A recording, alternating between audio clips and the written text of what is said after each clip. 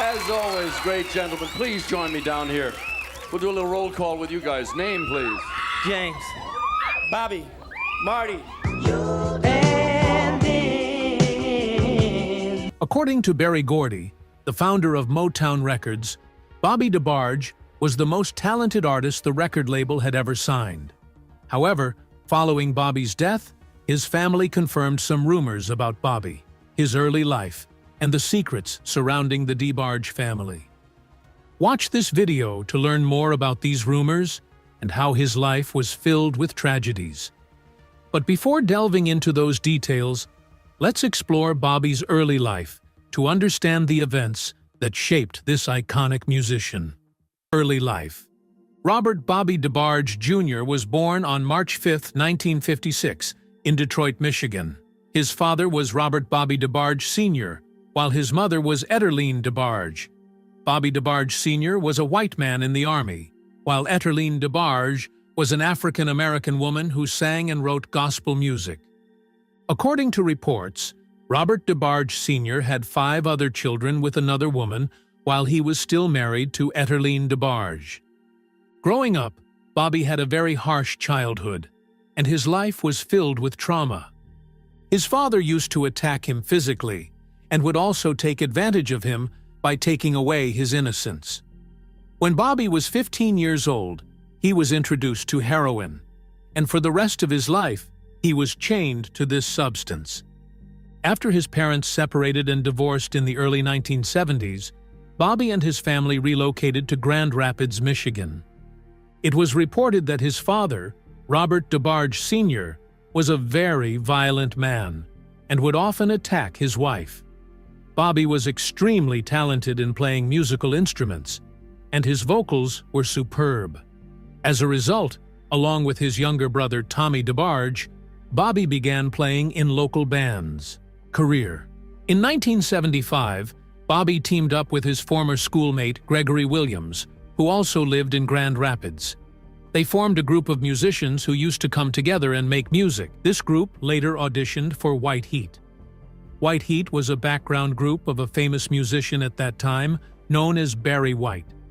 After a successful audition for White Heat, they released their first album later that year.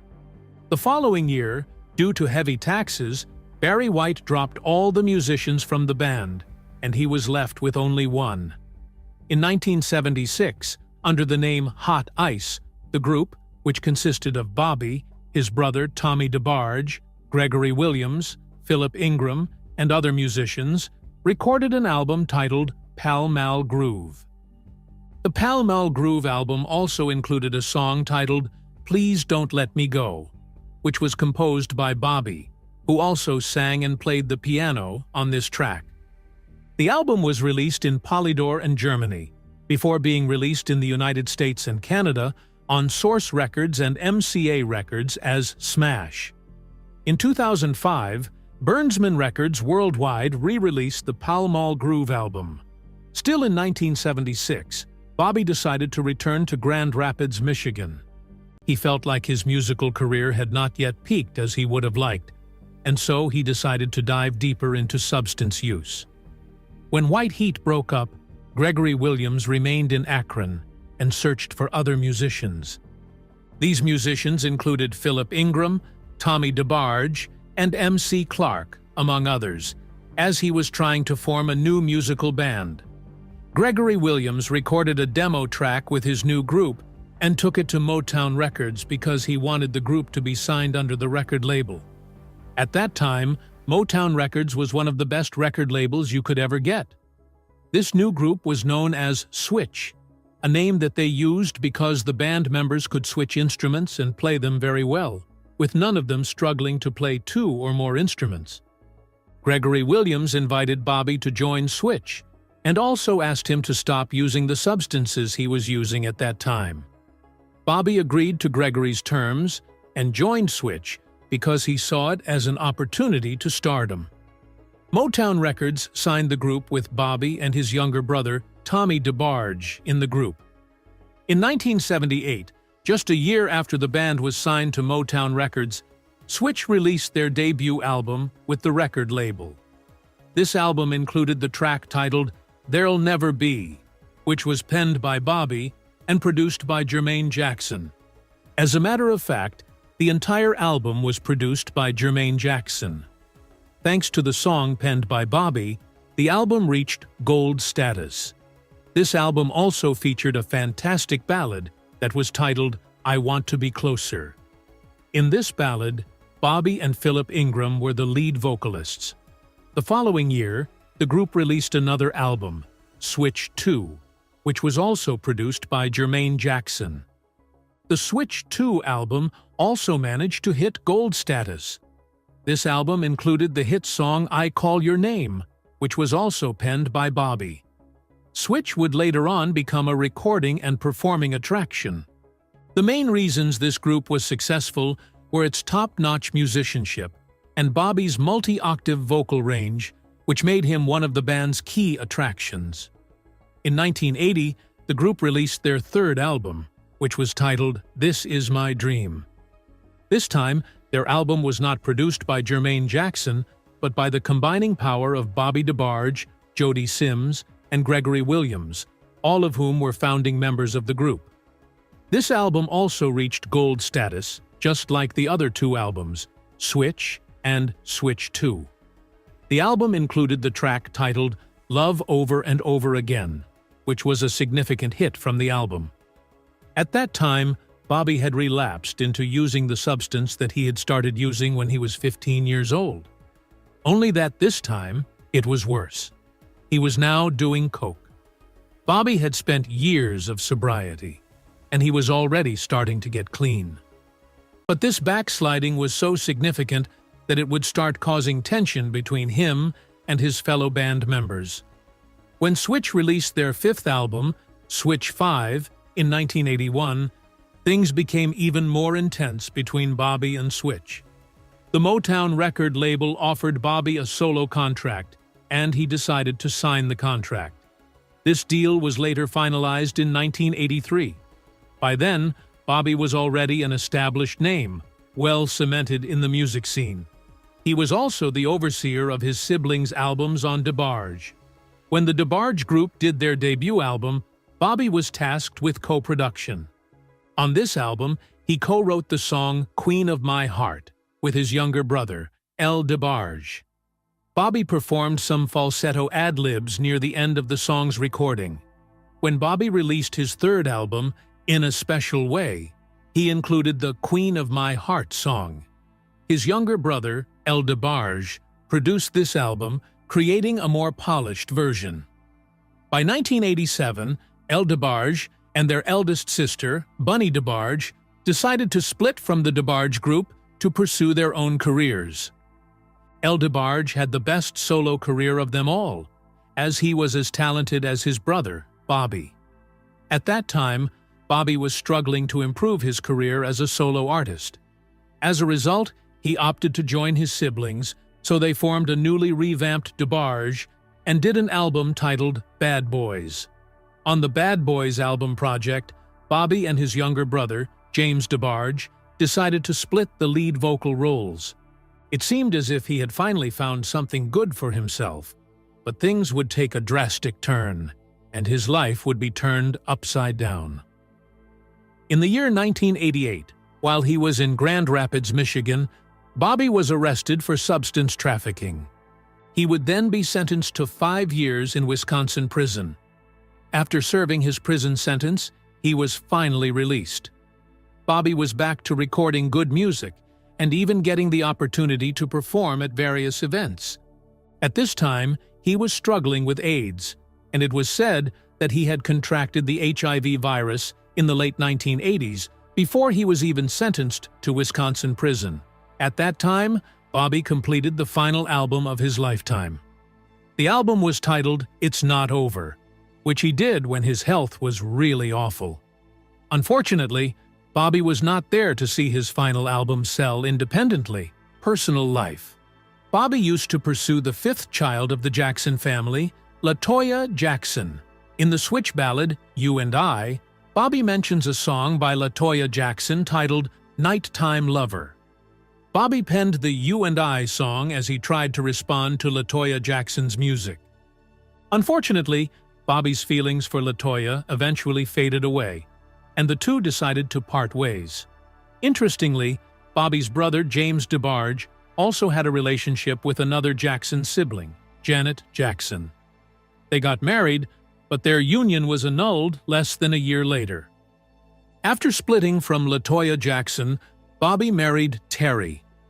Bobby and Terry got married on December 10, 1990. Bobby had 2 children from his marriage to Terry, Christian, and Bobby III. There were rumors making rounds that Bobby was bisexual. Some reports claimed that Bobby contracted HIV from his sexual relationships with other men, but according to different reports, Bobby contracted HIV from his intravenous use of substances. While on TV1 on an episode of the television series known as Unsung, Bunny DeBarge and a former Switch bandmate of Bobby, Gregory Williams, would discuss the bisexuality of Bobby DeBarge. On July 31, 2017, Bunny DeBarge wrote a post on Facebook saying, "My brother Bobby was bisexual. That was not his preference. However, he was no punk. Neither am I. A heart was shown. A slate must be clean. It was not in a closet as you now prefer, but where it was manifested. A false picture was painted of me publicly and comfortably in all the unfairness it was done. So I'm standing on a promise my brother left me. It's not over." It is unclear whether Bobby was truly bisexual solely based on the discussions of Bunny DeBarge and Gregory Williams. He had never publicly admitted to being bisexual. Tragic life. Before joining the DeBarge family musical group, Bobby had stints with groups such as Hot Ice and Switch. The DeBarge family musical group was formed in 1979, with El DeBarge, Bunny DeBarge, Randy, and Mark DeBarge as the first members. Bobby joined his siblings in 1987, before his brother Chico DeBarge joined them a year later in 1988. Bobby was the most talented and gifted member of the DeBarge family. He was able to sing and write songs, and he was a good producer. Berry Gordy, the founder of Motown Records, once referred to Bobby as the most talented artist I have ever signed. However, Gordy was one of many people who saw the talent in Bobby DeBarge.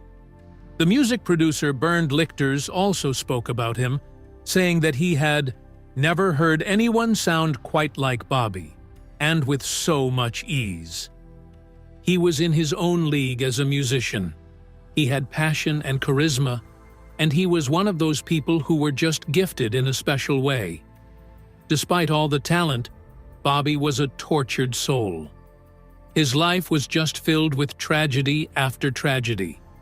These tragedies might have been caused by the childhood trauma that lived rent-free in his mind. When Bobby got into the world of substance use in the late 1970s, he could not find his way out of that terrible world.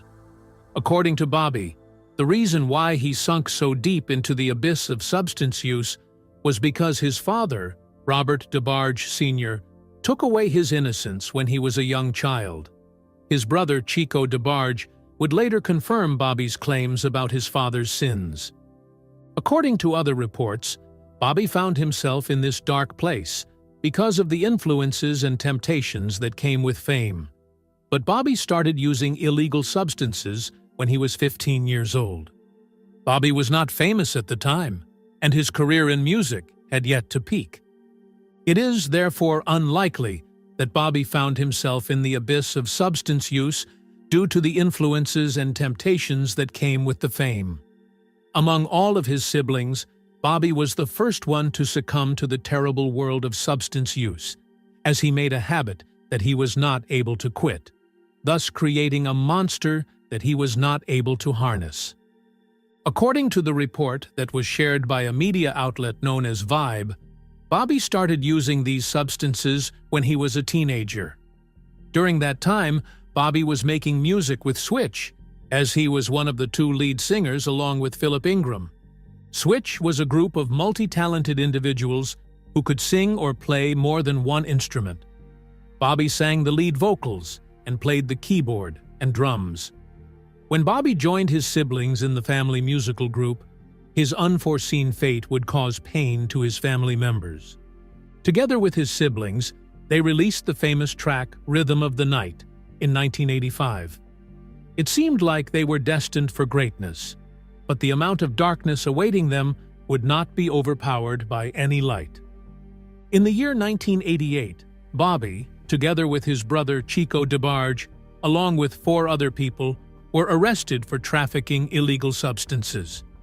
Bobby had gone from using the substances to being a supplier and distributor.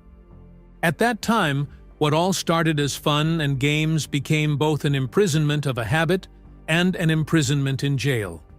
Bobby was arrested in Grand Rapids, Michigan, with the other 4 and his brother. They all appeared in court and would later on be convicted with prison sentences being served to them. Bobby received a prison sentence of 5 years, while his brother Chico received a 6-year prison sentence. Bobby and Chico's imprisonment resulted in the disbandment of the DeBarge music group in 1989. According to reports shared by UPI, Bobby and Chico DeBarge were planning to smuggle coke to Michigan. The report said that the brothers were planning to sneak in more than 2 pounds of the substance from Los Angeles before they were caught. During a passenger inspection at Detroit Metropolitan Airport, Chico, together with another co-conspirator, was busted with packages of the substance. As per an article shared by Lovely T.I., Bobby encountered some shocking news while serving his 5-year prison sentence. As a convict in prison, Bobby came to learn that he had HIV. According to his former schoolmate Gregory Williams, who was also with Bobby in the musical band Switch, the iconic Bobby DeBarge's last years were hell. He was separated from his wife and kids and acting paranoid toward everybody. Bobby knew his life was basically over. As his health declined, Bobby grew more distant from his family. It was reported that he contracted the vicious disease while he was serving his time in the Wisconsin prison, but the most reliable source indicates it was from his intravenous use of substances. At that time, there was no effective medication for battling the virus. His former classmate Gregory would say, "Bobby was always very sensitive and withdrawn, and there was a lot of mistreatments at the hands of Mr. DeBarge. Substance use became his main way to escape." Before Bobby died, he managed to do an album titled It's Not Over. Later on, after releasing the album, he realized that it was over for him. As a result, his family thought it wise to place him in a hospice in Grand Rapids. Death. On August 16, 1995, Robert DeBarge Jr. died at the age of 39. The cause of his death was AIDS-related health complications.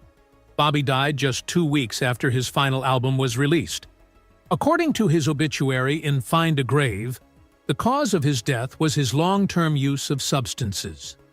The body of Bobby DeBarge was buried in Grand Rapids, Michigan, at the Garfield Park Cemetery. When Bobby died, his siblings talked about him and how he greatly influenced their careers. El DeBarge talked about his brother's talent and influence. He also talked about how Bobby taught him music by saying, "Bobby was the real star. He taught me everything I know about music. He was a musical genius. Without Bobby, there wouldn't be DeBarge. He was the heart and soul of our music." His sister, Bunny DeBarge, would talk about the struggles of her brother Bobby, where she would say, "We all had our struggles, but Bobby's were the hardest. His addiction took a toll on him and on all of us." Speaking about Bobby's charismatic character, James DeBarge said, "Bobby had this incredible presence. When he walked into a room, you felt it. On stage, he was mesmerizing." Bobby DeBarge III, who is the son of Bobby DeBarge Jr., grew up to be a musician like his father. Together with his cousins, Christina DeBarge, the daughter of James DeBarge, Andrew DeBarge, the son of Tommy DeBarge, and Eldra DeBarge Jr., the son of El DeBarge, they are the new generation of the DeBarge musical family, the Rumors. Following the death of Bobby DeBarge, his family confirmed some shocking rumors that surrounded Bobby and his family that would leave the world in a sad mood. One thing to note is that it was not just Bobby DeBarge who entered the world of substance use in his family. Bobby was just the first to indulge in the illegal substances in his family, but his siblings would follow suit. Starting with Chico DeBarge, Bunny DeBarge, Tommy, and James DeBarge, the entire family went through the same crisis of substance use. As a matter of fact, it was like the family was cursed and plagued with substance use. Their mother, Etterline DeBarge, spoke about her son, DeBarge, describing how substance use paralyzed her son. Etterline DeBarge would speak to Atlanta Daily World, where she would say, "He just couldn't deal with all the people in the music industry. He couldn't deal with their fakeness and people ripping him off. Motown had taken all of his publishing, and they're still making money from those songs." Chico DeBarge spoke about their father messing up Bobby and his other siblings' innocence, saying that Bobby was actually in a lot of pain, and he was very bitter about it. Chico talked about Bobby, where Chico said, "Bobby went through a lot of pain. You could hear that anguish in Bobby's music." Their father, Robert DeBarge Sr., was asked about his ex-wife and the claims of him forcing himself on his children. Robert DeBarge Sr. started by addressing his ex-wife's story, where he said, "She has the right to her opinion. I don't think that I was at all. I don't speak a lot against her because she's the mother of my children. There are a lot of things, for the sake of the children, some things are best for them not to even know." Robert DeBarge Sr. was clearly a lousy father to his children and a bad husband to his wife. Addressing the claims of taking away the innocence of his children, Robert DeBarge Sr. acted as if he was shocked by the claims as he denied the allegations against him. At the time that Robert DeBarge Sr. was saying this, he was very sick, and he was using an oxygen tank to breathe, with his voice being as dry as sandpaper. However, another DeBarge would also make similar allegations against their father. Just like Bobby said that his father took away his innocence, his sister, Bunny DeBarge, would also make the same claims against her father, saying that her father took advantage of her. Bobby DeBarge's brother, James DeBarge, also confirmed that his father took advantage of Bobby. But Bobby would vent all his anger at his younger brother, James, by always physically attacking him and taking advantage of him. Speaking with Dr. Drew in an episode of Life Changers, James DeBarge confirmed that his brother used to force himself on him. Bobby DeBarge and his brother Tommy DeBarge left Switch to join their siblings and help them in their music careers. When Tommy DeBarge died on October 21, 2021, his brother DeBarge spoke about him and Bobby. He also spoke about how Bobby and Tommy DeBarge helped them in their music career. "My dear brother Tommy finally made his transition after a lengthy illness. Tommy was a loving, gentle soul, and a beloved son, husband, father, grandfather, and one of the best brothers anyone could ever ask for. His legacy will live on in the hearts of all those who love him so much, and in the beautiful music he created with our brother Bobby, as well as that of his musical peers in the famous R&B group Switch. Both my brothers Bobby and Tommy DeBarge are together now safely in the arms of our Lord Jesus Christ, though our hearts are still heavy, as it will require some time to deal with the fact that he is gone and just missing him so much." Bobby DeBarge was an iconic musician, but his life decisions and childhood trauma led to his downfall and, ultimately, his death. It is sad how very small decisions can have a great impact on someone's life. For Bobby, it only took just one shot when he was 15 years old. The first shot of substance use led to another, and before he knew it, he had dived very deep into a pool of substance use. Unable to navigate his way out of this pool, Bobby DeBarge drowned in the pool of substance use. Many loved him for his iconic voice, his talent for playing numerous instruments, and his charisma and charm. Bobby was a musical genius, and whenever he held the mic to sing, it was like he was holding onto a magical wand because his voice was just magical. His family felt the pain of losing a brother, a father, and a son, all these figures in Bobby. The world, on the other hand, felt the pain of losing an iconic musician, all in the name of substance use, a curse that plagued the DeBarge family. The problem of substance use knows no boundaries. It has been an international disaster affecting the rich and famous, as well as the poor. The only way to stay safe from this problem is to avoid using these substances. Even though his life was relatively short, Bobby's music would live for ages to come, and his story would be told to future generations.